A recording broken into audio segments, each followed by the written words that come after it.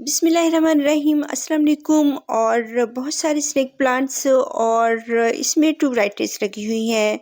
Snake plants की ये bed pot है, यानी कि एक क्यारी है और इसको आज हमने क्लीन करना है।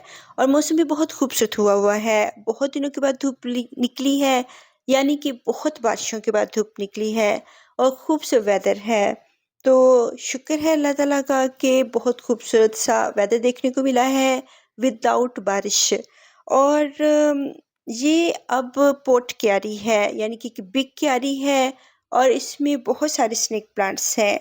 और ये बहुत सालों से है। इनमें मैंने 2 स्नेक प्लांट्स लगाए थे और इसमें एक येलो एजिस वाला है और एक विदाउट एजिस वाला, यानी कि इसमें 2 वैराइटीज़ हैं।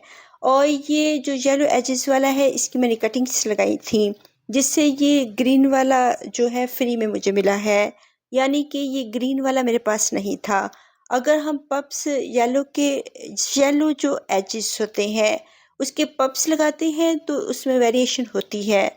और अगर हम इसमें जो है इसकी कटिंग्स लगाते हैं तो इसमें वेरिएशन नहीं आती है, बल्कि सादे प्लांट्स निकलते हैं। तो इस तरह मेरे पास 2 वैराइटीज़ हो गई। और इस पॉट में मैंने 2 वैराइटीज़ लगाई, एक सिंपल वाली और एक वेरिएशन वाली। तो दोनों के ही बहुत सारे बेबीज़ आए और ये पॉट फुल भर गया। और अब ये काफ़ी अरसे से इसमें लगे हुए हैं और अब ये मुझे क्यारी चाहिए भी है। और इसमें इनको थोड़ा-सा फंगस भी लगा हुआ है, यानी कि ये प्लांट्स इनको पेस्ट लगे हुए हैं। और बहुत अरसे तक अगर हम एक सॉइल में इन प्लांट्स को लगाते हैं, स्नेक प्लांट्स को, तो ये काफ़ी अरसा तक इस सॉइल में रहते हैं। लेकिन इनको चेंज करने की ज़रूरत होती है, क्योंकि एक सॉइल में न्यूट्रिएंट्स होते हैं, काफ़ी ज़्यादा होते हैं, लेकिन वक्त गुजरने के साथ साथ ये न्यूट्रिएंट्स ख़त्म होते जाते हैं। और ये बहुत बिग क्यारीज थी, इनको मैंने सॉइल से फिल नहीं किया था, क्योंकि मैं इतना वज़न जो है टेरेस में नहीं डालना चाहती थी। तो इसकी मैंने नीचे बहुत ज़्यादा सब्जियों फलों के जो पील्स थे वो मैंने डाले और फिर थोड़ी-थोड़ी सी मिट्टी जो थी सॉइल इसके ऊपर स्प्रिंकल कर दी। और फिर एक लेयर जो है पील्स की डालती रही, अनार के पील्स, जो भी फ्रूट्स और वेजिटेबल्स थी, सबके पील्स मैं डालती रही और साथ में थोड़ी-थोड़ी सी जो सॉइल है, वो भी इसके ऊपर स्प्रिंकल करती रही। यानी कि ये तमाम ही जो क्यारी थी, ये सिर्फ़ पील्स से और जो किचन वेस्ट था, उससे तैयार की गई थी और इसमें बहुत कम सॉइल का यूज़ किया गया था।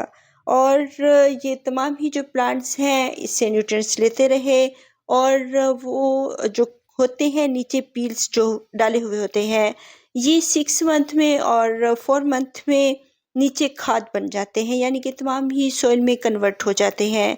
तो फिर ये था कि वो तमाम ही सॉइल बन गई और ऊपर ये चलते रहे और एक प्लांट से बहुत ज़्यादा होते रहे।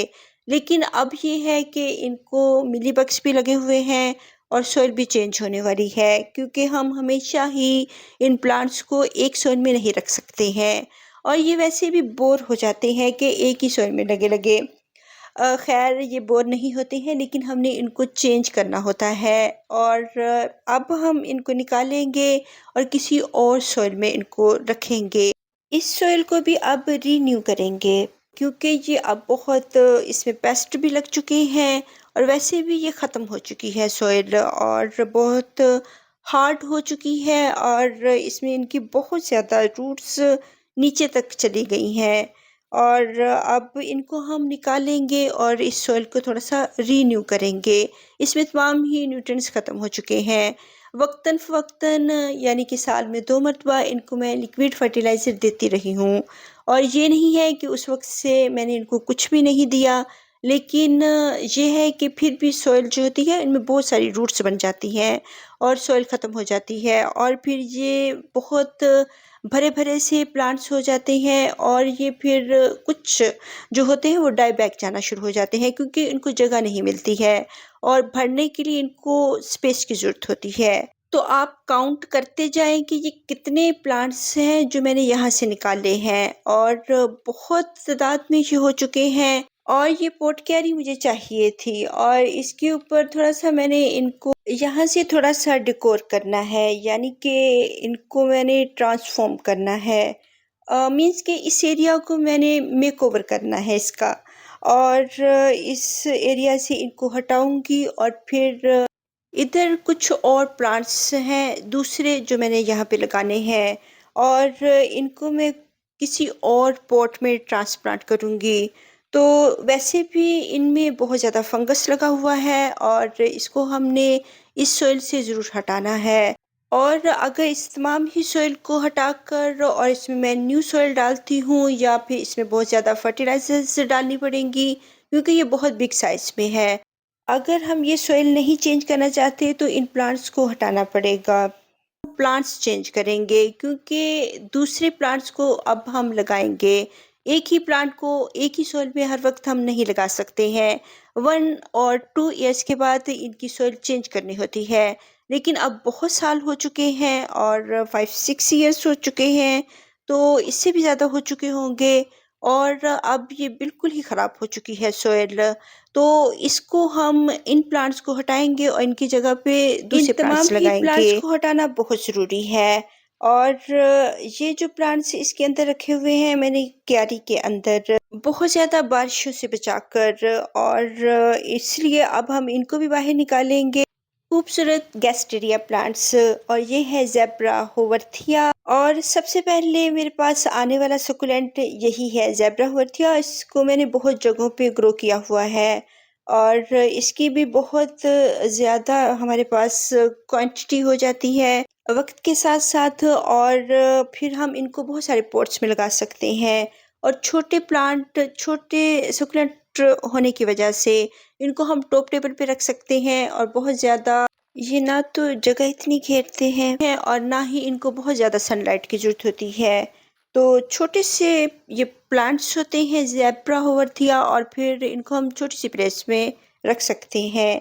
लेकिन बारिशों से बचाना बहुत ज़रूरी है। और अब बहुत ज़्यादा प्लांट्स हैं और अभी भी प्लांट्स हैं, और मुझे तो लगता था कि ये मैं 2 डेज़ में कंप्लीट करूँगी।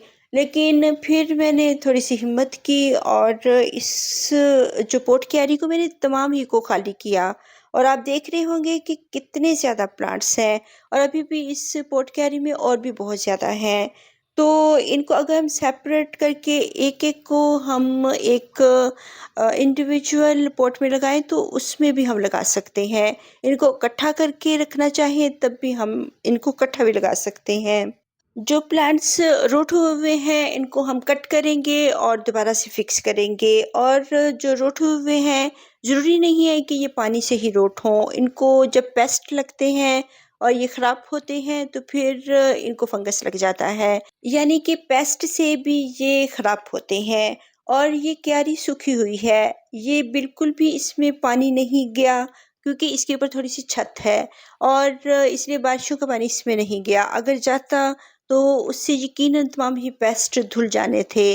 और इनको हम स्नेक प्लांट्स को, तमाम ही सकुलेंट्स की हैबिट एक जैसी नहीं होती। स्नेक प्लांट्स को हम बारिश के पानी में रख सकते हैं, एक बारिश में रख सकते हैं, लेकिन बहुत ज़्यादा बारिशों में नहीं रख सकते क्योंकि ये थोड़ा-सा हार्डी प्लांट है और ये हमारे एरिया का सेंसिटिव एरिया है। और जो हाइब्रिड वैराइटीज़ होती हैं उनको तो हम बिल्कुल भी बारिशों में नहीं रख सकते। उनको फिर हम बारिश का पानी कलेक्ट कर लेते हैं, और जब हमें ज़रूरत पड़े उसकी, और फिर हम इसको यूज़ कर सकते हैं। लेकिन ये देसी वाले सेंसिवेरिया हैं तो इनको हम बारिशों के पानी में रख सकते हैं, और ये 2-3 बारिशों को इजीली हैंडल कर लेते हैं, यानी कि उनको बर्दाश्त कर लेते हैं, और ये जल्दी रोट नहीं होते हैं और ना ही ख़राब होते हैं। इसकी एक बड़ी वजह है कि इनकी जो रूट्स हैं बहुत ज़्यादा बनती हैं। जो दूसरे हाइब्रिड वैराइटीज़ होती हैं उनकी रूट्स इतनी नहीं बनती, और ये आम प्लांट्स की तरह ही बढ़ते हैं, लेकिन ये कह सकते हैं कि सेमी सकुलेंट्स होते हैं। लेकिन फिर भी ये सकुलेंट प्लांट्स हैं, अपने अंदर पानी को होल्ड करके रखते हैं, तो इसलिए हम इनको बहुत ज़्यादा बारिशों में नहीं रखेंगे। बस 1 और 2 जो रेन्स होती हैं उनमें रख सकते हैं, और फिर हम इनको किसी छत के नीचे या किसी शेड में रख सकते हैं। तो अभी इनकी रूट्स आप देख रहे होंगे कितनी ज़्यादा बनी हुई हैं, और जो हाइब्रिड वैराइटीज़ होती हैं उनकी इतनी रूट्स नहीं बनती, और इसकी न्यू ग्रोथ भी हो रही है। ये अभी न्यू इसका बेबी है, और जो ओल्ड हो चुके हैं वो काफ़ी लॉन्ग भी हो जाते हैं जो ओल्ड होते हैं, और इनको हमने सभी को हटाना है। और ये बहुत तादाद में है, और मुझे तो गिनती भी भूल गई है कि ये कितने ज़्यादा हैं, माशाल्लाह बहुत ज़्यादा हैं। और इसमें मैंने बस 1-2 प्लांट इसके वेरीगेटेड जो वैरायटी है उसके लगाए थे, और 1-2 प्लांट जो वेरीगेटेड नहीं है, सिंपल ग्रीन वैरायटी है। तो अब इन दोनों की ही बहुत ज़्यादा जो इन्होंने बेबीज़ प्रोवाइड किए हैं, तो ये बहुत ज़्यादा हो चुके हैं। तो इनकी बस यही केयर होती है कि इनको हमने छत के नीचे ही रखना होता है, और अगर हम इनको बहुत ज़्यादा बारिशों में रखेंगे तो फिर ये रोट हो जाएँगे, और ये इतनी तादाद में नहीं बढ़ेंगे, जो कि 5-6 ईयर्स में ये बहुत ज़्यादा हो चुके हैं। और बिग पॉट होने की वजह से, और इसको क्योंकि ये ड्रॉट टॉलरेंट हैं और ड्राई एरिया को पसंद करते हैं, और अगर मैं इनको बहुत ज़्यादा बारिशों में रख देती, क्योंकि ये एक बिग पॉट है और ये पानी को बहुत ज़्यादा जो है होल्ड करके रखता है, और अगर इसको बारिशों में रख देती तो फिर ये तमाम ही प्लांट्स रोट हो जाने थे। तो अगर बहुत बिग पॉट है, और सक्लेंट प्लांट्स को हम छोटे पॉट्स में रखते हैं, और इसका यही था फ़ायदा कि ये छत के नीचे पड़ी हुई थी, और इसमें ये ज़्यादातर ड्राई ही रहती थी, और ये प्लांट्स चलते रहे। और जब हमें ज़रूरत पेश आती है, हम अपनी मर्ज़ी से इनको वॉचिंग करते हैं। और अब ये बहुत हार्ड सॉइल है, और इसमें कुछ इसकी जो है रूट्स हैं, और इससे न्यू बेबी प्लांट्स ज़रूर निकलेंगे।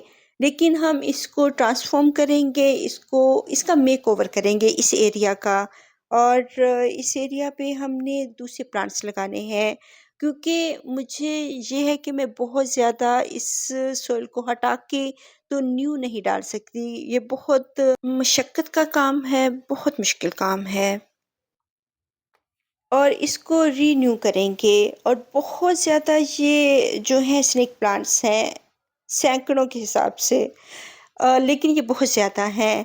और अब ये है कि इनको बाद में सोचेंगे कि इनको कहाँ पे रखना है। बगैर सॉइल के हम इनको कुछ दिनों के लिए किसी ड्राई एरिया में रखेंगे, और फिर इनको हम रीप्लांट करेंगे। और बहुत ज़्यादा इनकी रूट्स हैं, लेकिन ड्राई फॉर्म में है, ये वेट नहीं है। और क्योंकि इनको पहले ही इतना फंगस, इतने कीड़े वगैरह लगे हुए हैं, और 2-3 दिन के लिए इनको अगर हम बगैर सॉइल के रखेंगे तो ये बहुत अच्छे से हो जाएंगे, और फिर हम इनको फंजीसाइड के साथ, या आप पानी में वुड ऐश डाल के या हल्दी डाल के इनको धो सकते हैं, और इस तरह इनके जो पार्ट्स गल चुके हैं उनको कट भी करना है। और फंजीसाइड वाले पानी में इनको रखना बहुत ज़रूरी है, और अगर फंजीसाइड नहीं है तो वो डैश यूज़ करें, अगर वो भी नहीं है तो हल्दी डाल लें, और इसमें सिनेमन पाउडर भी डाल सकते हैं, यानी कि दालचीनी का जो पाउडर होता है वो भी यूज़ कर सकते हैं। और ये तमाम ही पेस्टिसाइड है, इसमें गोबर की खाद बेस्ट पेस्टिसाइड। कुछ भी नहीं है आपके पास, लिक्विड फर्टिलाइज़र गोबर में है, तो लिक्विड फॉर्म में उसको बहुत ज़्यादा डाइल्यूट करके उसमें थोड़ी देर के लिए भिगो दें। ये भी बहुत अच्छी पेस्टिसाइड भी है, और फर्टिलाइज़र भी है, और अब ये बहुत ज़्यादा तादाद में है, इनको हम कुछ करते हैं। पहले जो पोट क्यारी है उसको हम ठीक करेंगे। और वेदर बहुत खूबसूरत है, और गर्म हवा नहीं है बल्कि ठंडी हवा चल रही है, और जो हबस होती है वो भी नहीं है, और हबस के दिन भी ख़त्म हो चुके हैं। सितंबर का मंथ है, और थोड़ी-सी जो हवा है थोड़ी कूल हुई है। तो ये मैंने पहले सोचा था कि इस क्यारी को मैं थोड़ी-सी गोडी कर लूँ, लेकिन ये बहुत हार्ड सॉइल है, तो इसको हम गोडी नहीं कर सकते हैं। इसको पहले हम थोड़ा-सा सॉफ्ट करेंगे, जिसके लिए हमें कुछ चीज़ों की ज़रूरत होगी, और इसमें हम गोबर की खाद यूज़ कर सकते हैं, वर्मी कंपोस्ट यूज़ कर सकते हैं, किचन वेस्ट यूज़ कर सकते हैं, और लीफ कंपोस्ट भी यूज़ कर सकते हैं। और इसके फंगस के लिए हम यूज़ कर सकते हैं फंजीसाइड, और इसके लिए हम यूज़ करेंगे वुड ऐश, और वुड ऐश हम थोड़ी ज़्यादा मिकदार में यूज़ करेंगे, क्योंकि बिग पॉट क्यारी है। और ये तकरीबन 5 लीटर बोतल होगी वाटर बोतल। इसके अंदर हम वुड ऐश डालेंगे और इसको हम 2-3 बोतलें जो हैं डाल सकते हैं। एक बोतल हम वुड ऐश की डालेंगे, 2 बोतल जो होंगी वो सादे पानी की डालेंगे। तो इससे बहुत अच्छी सी सॉइल हो जाएगी। इसमें हम अनियन पील्स का फर्टिलाइज़र भी डाल सकते हैं, वो भी पेस्टिसाइड है। और इसके बाद मैं गोबर की खाद का लिक्विड फर्टिलाइज़र डालूँगी और फिर हम इसको 2-3 दिन के लिए इसको ऐसे ही छोड़ देंगे और फिर हम इसको जो है ट्रांसफ़ॉर्म करेंगे, यानी कि इसका मेकओवर करेंगे, इस क्यारी का भी और इस जगह का भी। 2-3 खादें डालने से ये बहुत अच्छी सी सॉइल हो जाएगी और बहुत मेहनत हो चुकी है और अब बहुत काम हो चुका है। अब मज़ीद काम हम नेक्स्ट डे करेंगे। अल्लाह हाफ़िज़।